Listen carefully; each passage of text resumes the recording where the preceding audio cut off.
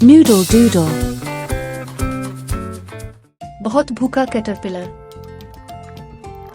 एक खूबसूरत बाग में जहाँ रंग बिरंगे फूल खिले हुए थे और तितलियां खुशी से उड़ रही थी, एक नन्हा सा अंडा एक पत्ते के ऊपर पड़ा था। ये कोई आम अंडा नहीं था, बल्कि इसके अंदर एक नन्हा सा कैटरपिलर छुपा था।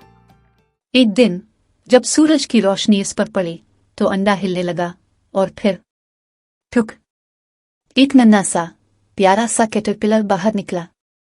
वो बहुत छोटा था, मगर इसका पेट खाली था। उसे बहुत भूख लग रही थी। कैटरपिलर ने अपने दाएं बाएं देखा और फैसला किया कि वो कुछ खाएगा।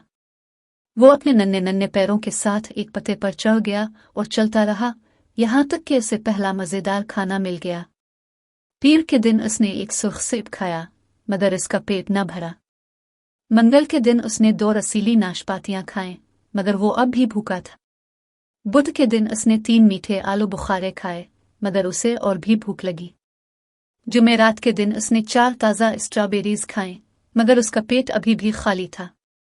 जुमा के दिन उसने 5 रसीली संतुरियां खाएं, मगर हैरत की बात यह थी कि वो अब भी भूखा था। हफ्ते के दिन कैटरपिलर को बेहद भूख लगी थी। उसने खुद से कहा, आज मैं जितना चाहूंगा खाऊंगा। चुनांचे इसने खाना शुरू कर दिया। एक चॉकलेट केक, एक आइसक्रीम कोन, एक बड़ा सा खीरा, एक मजेदार पनीर का टुकड़ा, एक चेरी पाई, एक मसालेदार सासीज, एक कप केक और एक बड़ा रसीला तरबूज। मगर जैसे ही कैटरपिलर ने आखिरी टुकड़ा खाया, अचानक इसके पेट में शदीद दर्द होने लगा। ओह, मैंने बहुत ज्यादा खा लिया, कैटरपिलर ने कराहते हुए कहा। इतवार के दिन कैटरपिलर को एहसास हुआ कि उसे हल्का और सेहतमंद खाना खाना चाहिए, इसलिए इसने सिर्फ एक हरा पत्ता खाया। ये खाने के बाद वो खुद को बेहतर महसूस करने लगा। अब कैटरपिलर पहले जैसा छोटा नहीं रहा था, बल्कि वो एक मोटा और बड़ा कैटरपिलर बन चुका था। इसका जिस्म मजबूत हो गया था और वो जानता था कि अब और बड़ा बनने का वक्त आ गया है। इसने एक महफूज जगह तलाश की और वहां अपने आसपास एक खोल कोकोन बना लिया। वो इसके अंदर 2 हफ्तों के लिए रहा और अंदर ही अंदर एक बड़ी तब्दीली हो रही थी। आखिरकार एक दिन कोकोन हिलने लगा और फिर एक क्रीक की आवाज आई।